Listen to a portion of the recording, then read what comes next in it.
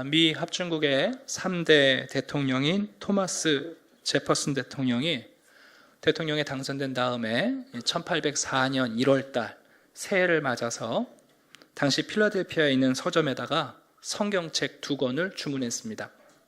성경책이 도착한 다음에 복음서를 펴서 읽어가면서 마음에 들지 않는 부분을 면도칼로 잘라내기 시작했습니다.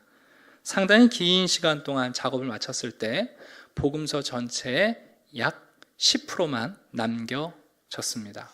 그리고 나머지 부분들, 동정녀 탄생, 기적들, 희생적인 죽음과 부활에 대한 구절들은 백악관 바닥에 나뒹굴었습니다. 그러나 제퍼슨 대통령은 자신이 재편성한 이 복음서가 민주주의에 맞는 예수님을 재탄생시켰다고 생각했고, 그의 신년사에서 그는 기꺼이 자기를 이렇게 소개합니다. 나는 진정한 그리스도인이며 예수님의 교리를 따르는 제자다 라고 주장했습니다. 이 모습을 놓고 스카이 제선이라는 제가 참 좋아하는 목사님이 계시는데, 그분이 이렇게 풍자했습니다. 마치 풀을 먹인 소고기만 먹는다고 자신을 진정한 채식주의자라고 말하는 것과 같다. 나는 소고기를 먹긴 먹는데 내가 먹는 소고기는 풀만 먹는다. 그러니까 나는 채식주의자다라고 말하는 것과 같다 하고 풍자했습니다. 수요일 날도 잠깐 소개해드렸는데, 그 미국의 시카고 대학의 교수인 스캇 맥나이트라는 교수님이 계세요. 이분이 참 재밌는 일을 하시는데, 학생들을 처음 받으면 학기가 시작할 때 약 24개의 질문을 설문지를 돌려요. 당신이 생각하는 예수님은 어떤 분이신가? 24가지 항목에 예수님의 관점, 예수님의 생각을, 당신이 생각하는 예수님의 생각과 관점을 체크하게 하는 거예요. 그리고 나서 수업이 한참 진행된 다음에 이번에는 학생들 자신의 관점과 성격에 관한 똑같은 24가지 질문을 앙케이트를 합니다. 참 재밌는 것은 뭐냐면, 학기 초에 당신이 생각하는 예수님의 관점하고 학기 중간에 나의 관점 24가지가 똑같을 것 같아요? 다를 것 같아요? 수요일에 오신 분들 컨닝하셔서 놀랍게로는 똑같아요.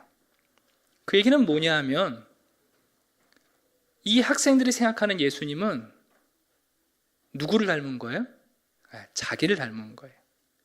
우리가 그리스도인으로서 내가 예수님을 믿는다, 예수님의 형상을 더 닮아가기를 원한다, 예수님을 따르기를 원하는데, 실은 어떤 일이 벌어지냐면, 시간이 지날수록 내가 예수님을 닮아가고 있는 게 아니라 내가 믿는 예수님이 나를 닮아가고 있는 거예요.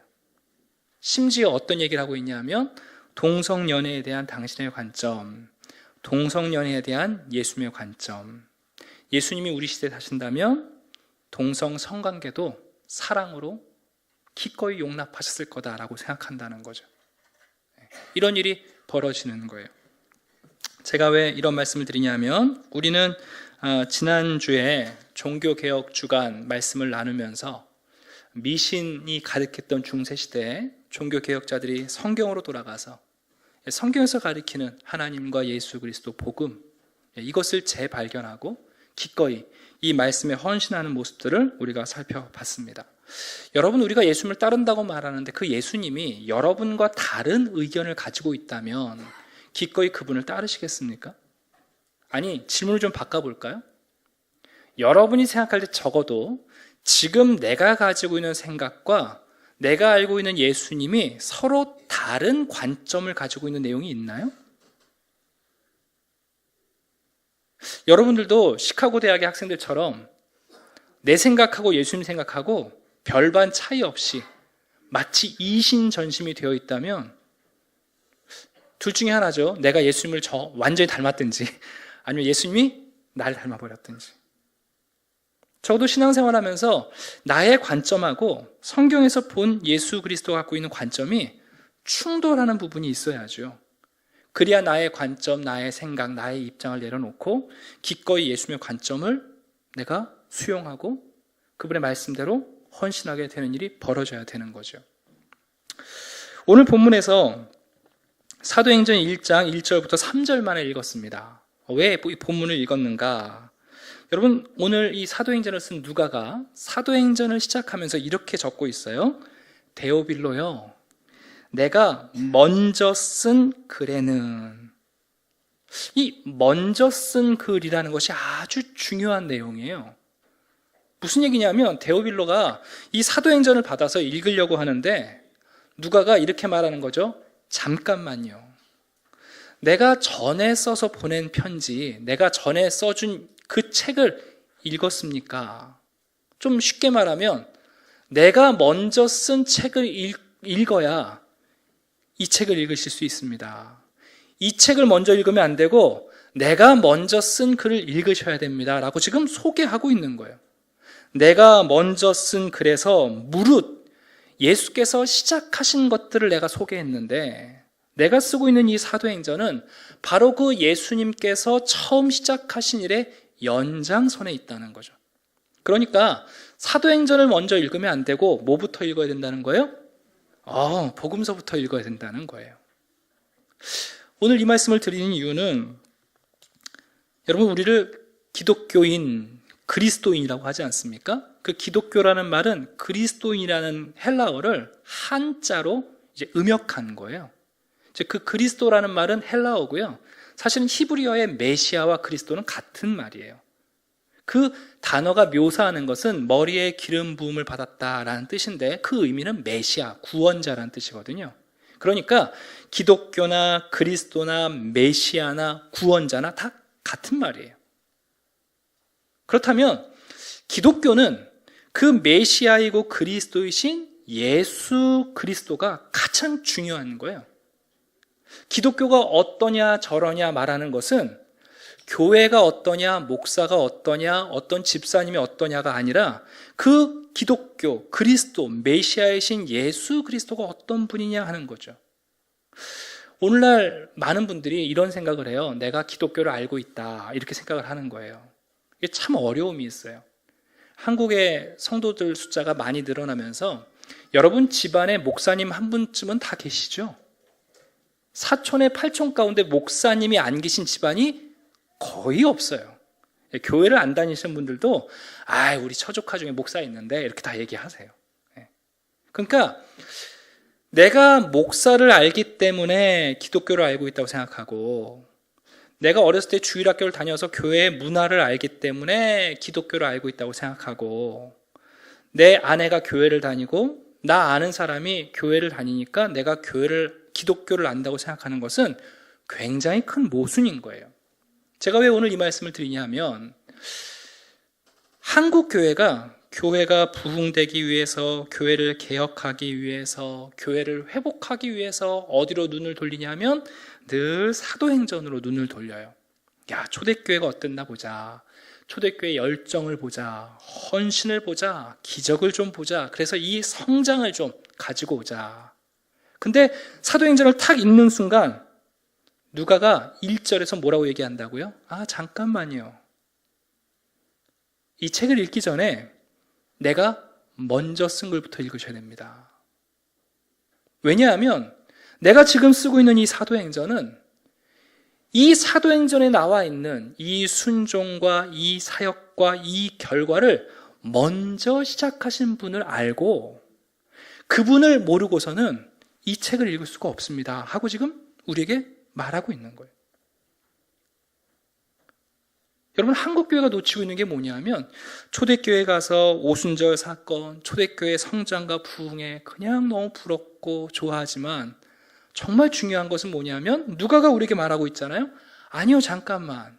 먼저 쓴 글부터 보셔야 됩니다.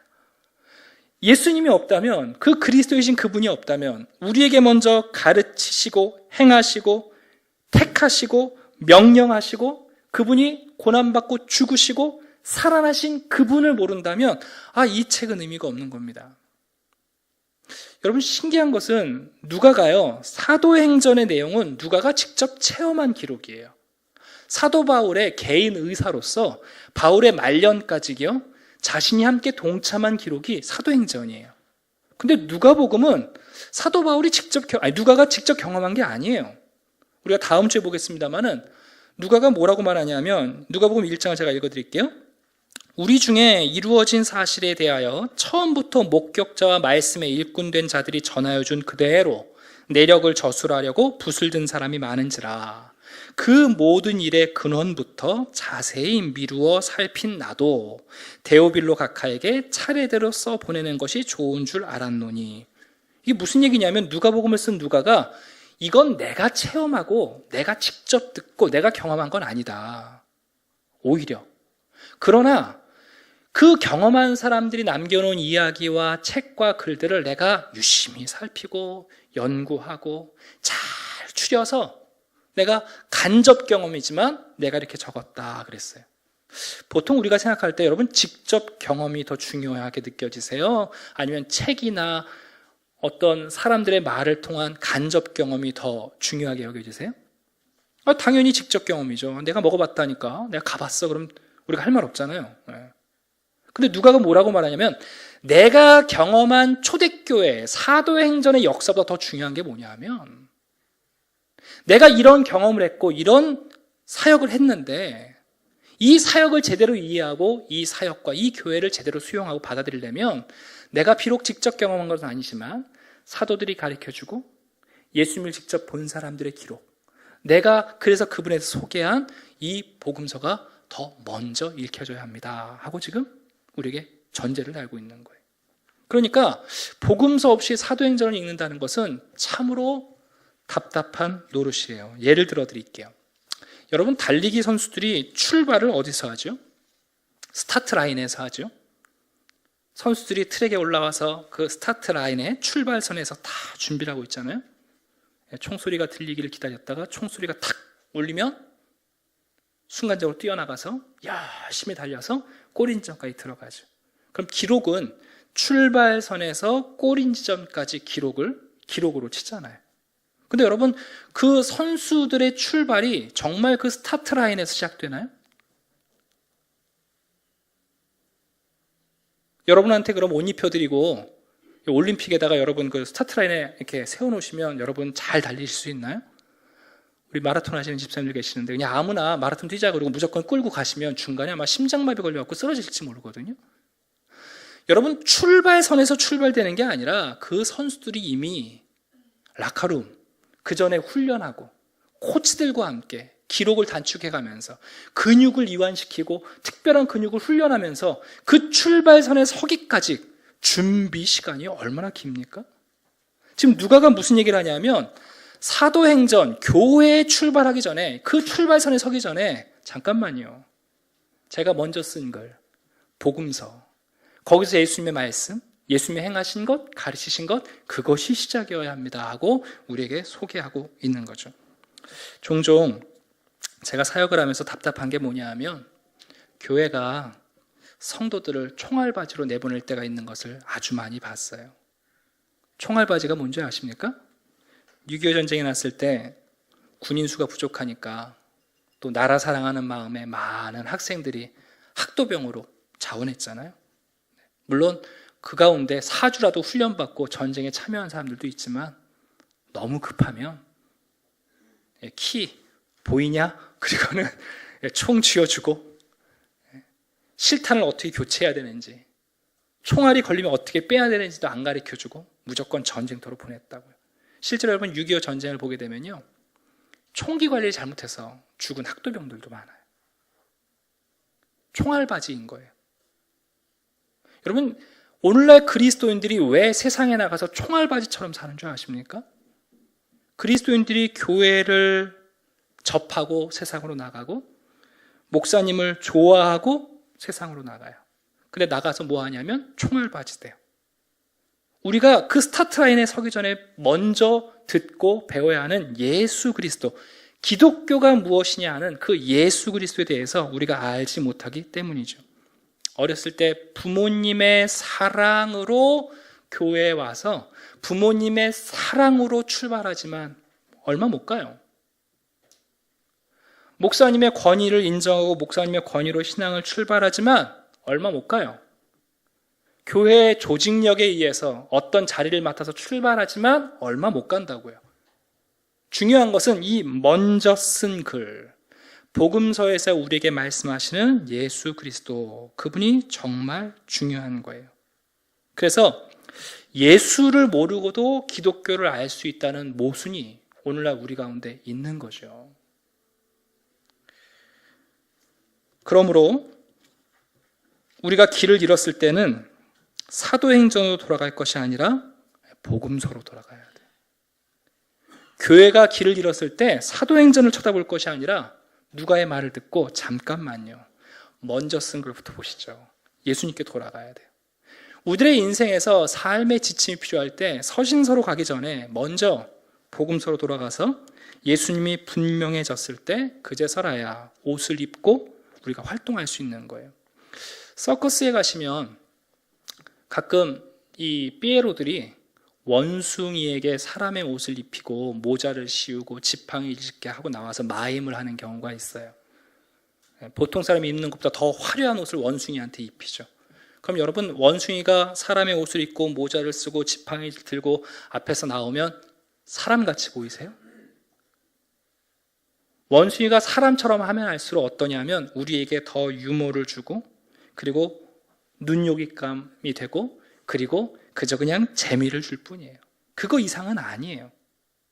예수 그리스도를 알지 못하고 여러분, 교회가 세워지고 교회에서 사역을 하고 일꾼이 되고 교회에서 열심히 일을 내는 것은 마치 원숭이가 사람 옷을 입는 거예요. 그렇게 열심히 하면 열심히 할수록 눈요깃감이 되고 재미는 있고요, 흥미는 있을지 모르지만 사람은 아닌 거예요. 그러니까 누가가 오늘 이 사도행전을 시작하면서 우리에게 말하는 거죠. 잠깐만요, 데오빌라 각하요, 내가 먼저 쓴 글 기억나시죠? 내가 먼저 쓴 글에서 내가 소개한 그분 기억나시죠? 지금 그것을 말하고 있는 거죠.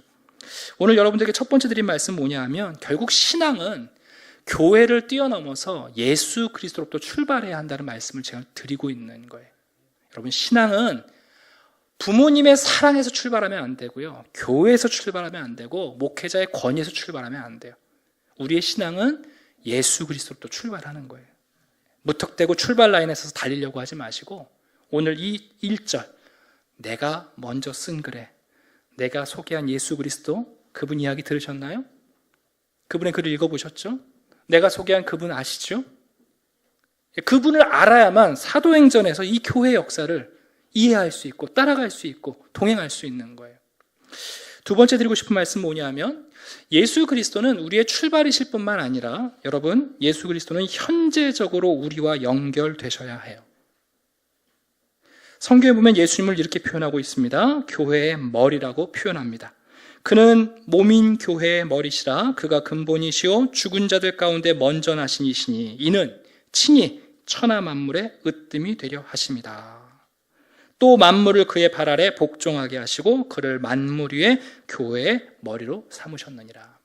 여러분들이 지금 저를 쳐다보시고 있고 여러분의 시각을, 지금 정보를 잘 저장하고 계시고 듣고 움직이고 하는 모든 것은 지금 현재적으로 무엇과 연결되어 있기 때문이에요? 여러분의 머리와 연결되어 있기 때문에 그래요. 오늘 우리가 자세히 읽지 않았습니다마는 1절부터 3절까지 누가는 7가지 예수님이 머리로서 우리에게 무엇을 먼저 하시고 명령하신지를 보여줘요. 첫 번째, 예수님이 먼저 행하셨다. 예수님이 처음 가르치셨다. 예수님이 사도들을 택하셨다. 예수님이 성령으로 명하셨다. 예수님이 먼저 고난받으셨다. 예수님이 먼저 부활하셨다. 그리고 예수님이 먼저 하나님의 나라를 세우셨다. 이 7가지를 완벽하게 지금 소개하고 있는 거예요. 이분과 함께 현재적으로 붙어 있지 않으면 우리가 마치 무엇과 같냐? 식물인간이나 아니면 좀비 되는 거예요. 머리와 일치하지 않는 몸은 머리의 말을 듣지 않으면 식물인간이 되는 거고, 머리가 명령학과 다르게 움직이면 좀비처럼, 강시처럼 살아가는 거거든요. 그래서 지금 누가가 말하는 거예요. 앞으로 내가 지금부터 적고 있는 교회의 역사는 머리 대신 예수 그리스도께서, 그분이 먼저 명하시고 우리에게 지금도 몸인 교회에게 명령하시는 그곳에 현재적으로 붙어 있을 때 이런 일들이 벌어진다 하고 지금 말씀하고 있는 거죠. 마지막 한 가지는 뭐냐면, 자, 그렇다면 제가 이 설교를 왜 하는지 설명을 안 드렸군요. 네. 이제 11월 달이잖아요. 제가 원래는 11월 달부터 약 7주 동안 1년 설교한 내용 중에 중요한 설교 7편을 뽑아가지고 다시 한번 요약 설교를 하려고 했어요. 근데 우리 교회 홈페이지 들어가 보니까 설교가 잘 올라와 있더라고요. 아무 때나 들을 수 있어서 그러지 말고 제가 내년에 이제 누가복음을 연속 강해를 하려고 마음 먹고 있었는데 지금 11월 달부터 출발하면 누가복음 2장의 성탄절 말씀하고 성탄절이 맞을 것 같아서 다음 주부터 누가복음을 차례대로 설교하려고 해요. 그래서 오늘 서론으로 왜 제가 이렇게 하는지 좀 말씀드리고 있는 거예요.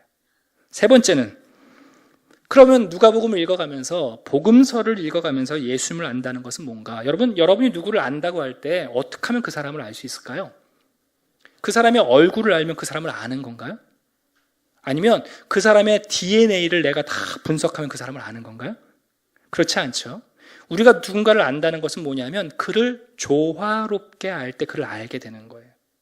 우리가 그 사람의 한 부분만 알게 되고 한 영역만 알게 되면, 한두 가지만 알게 되면 사실 내가 알고 있는 것을 그를 오해할 가능성이 많죠.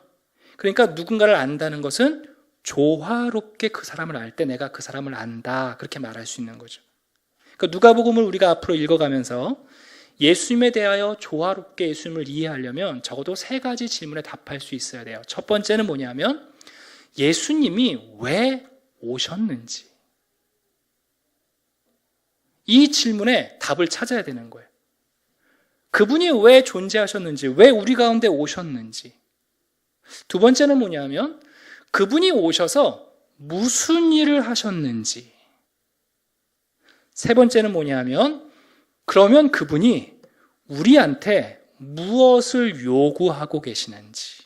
자, 이 세 가지를 복음서를 통해서 알게 될 때 그때 예수 그리스도를 조화롭게 알게 되는 겁니다. 미리 맛배기를 배드려야 되겠죠? 네.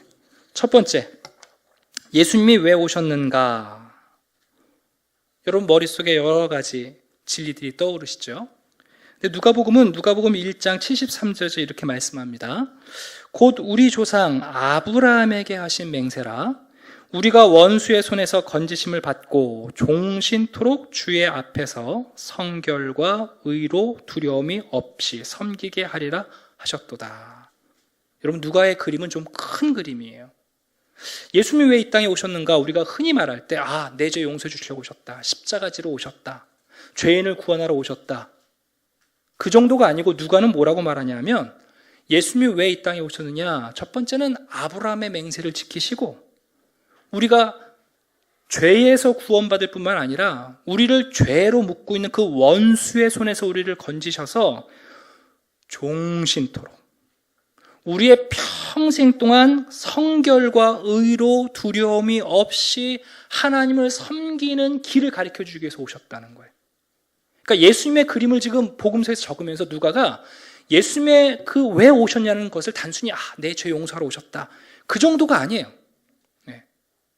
우리를 용서하시고 죄에서 우리를 건졌을 뿐만 아니라 마귀의 손에서 우리를 건졌을 뿐만 아니라 우리가 종신토록 하나님 앞에서 거룩하고 의롭고 두려움 없이 어떻게 하나님을 섬길 수 있는지를 우리에게 가르쳐 주기 위해서 이 땅에 오셨다는 거예요. 그게 예수님이 왜 오셨냐를 복음서가 우리 가르쳐주는 중요한 내용이죠. 두 번째, 예수님이 무엇을 하셨는가? 그것은 누가복음 4장에 가시면 나오게 되는데요. 물론 우리가 앞으로 보게 될 내용입니다만은 예수님은 자신의 사역을 시작하시면서 이사야서의 말씀을 읽으셨어요. 제가 들려드릴게요.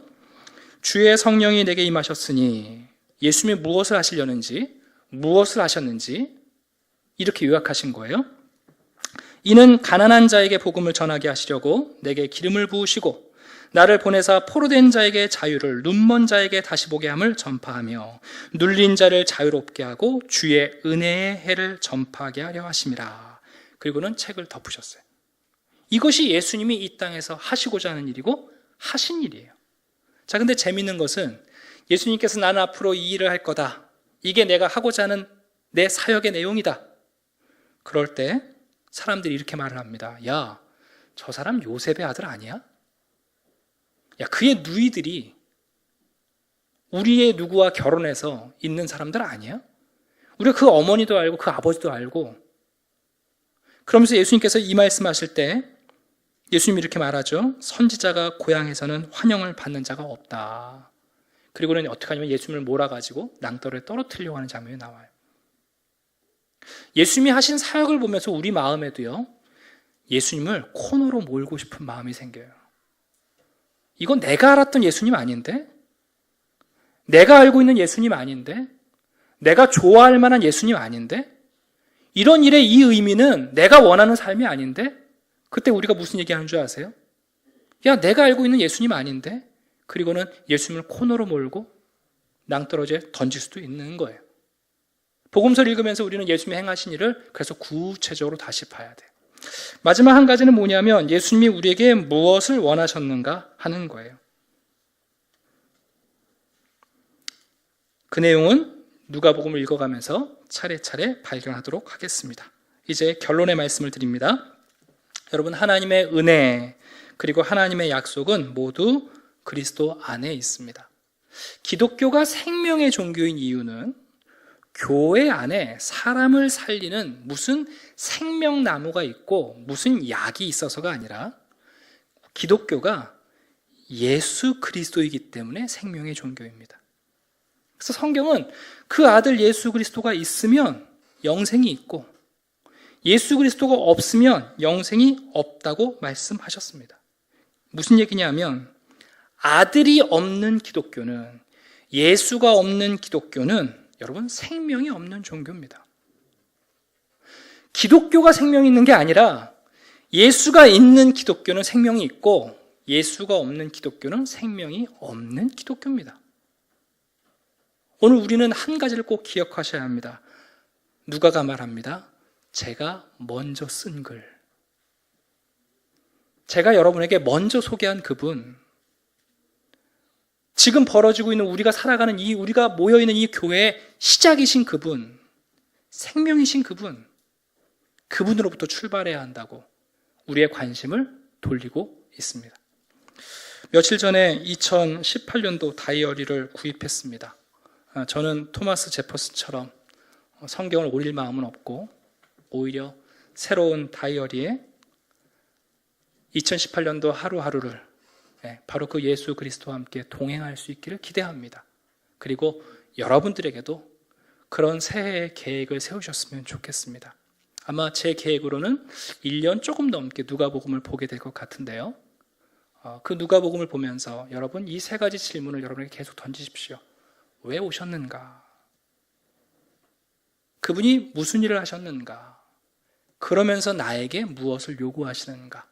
그 조화로운 예수 그리스도가 우리의 출발이 될 때, 특별히 여기 우리 청년들도 많은데요, 제가 청년들한테 그런 부탁드리고 싶어요. 그 엄마의 잔소리로 시작했던 기독교 말고 그냥 그때는 달리기에도 꼴찌에도 잘했다 그랬거든요. 그거 말고 다시 복음서로 돌아가서 성경에서 우리에게 보여주고 있는 예수 그리스도로 우리의 신앙이 다시 출발해야 돼요. 그래야 제대로 뛸 수 있고 제대로 걸을 수 있거든요. 그래서 오늘 일종의 누가복음 강의 시작하기 전에 프롤로그 설교로 했습니다. 한번 따라해 보시겠어요? 왜 오셨는가? 무슨 일을 하셨는가? 무엇을 요구하시는가? 이 세 가지를 조화롭게 질문하고 우리가 발견하는 예수 그리스도야말로 그 예수 그리스도가 바로 생명이에요. 그 예수가 있는 기독교엔 생명이 있고 여러분 그 예수가 없는 기독교에는 생명이 없어요. 그런 마음으로 여러분이 1년 한 해 2018년 한 해 동안 우리 복음서를 함께 읽어나가면서 특히 제가 와서 이제 오후 예배 때 마가복음을 설교했는데 제가 너무 감사한 건 뭐냐면 성도님들이 마가복음 강의를 할 때 오후 예배 집에 가지 않고 남아 계신 숫자가 조금씩 늘었어요. 또 이제 성도님들 말씀 듣는 태도를 보면 예수 그리스도에 대한 관심이 생기고 그 맛을 알아간다는 것은 굉장히 큰 기쁨이에요. 저는 목회자로서 예수 그리스도에 대해서 말할 수 있는 것이야말로 정말 기쁘고 그게 제 사역의 목표잖아요. 그런 면에서 다시 한번 누가복음을 통해서 우리 한샘교회가 내년 한 해 이렇게 주일마다 말씀을 들을 터인데 여러분이 사모하는 마음으로 좀 낯선 마음으로 함께 내년도 한 해를 미리 기도로 준비해 주시면 좋겠습니다. 자, 기도하겠습니다.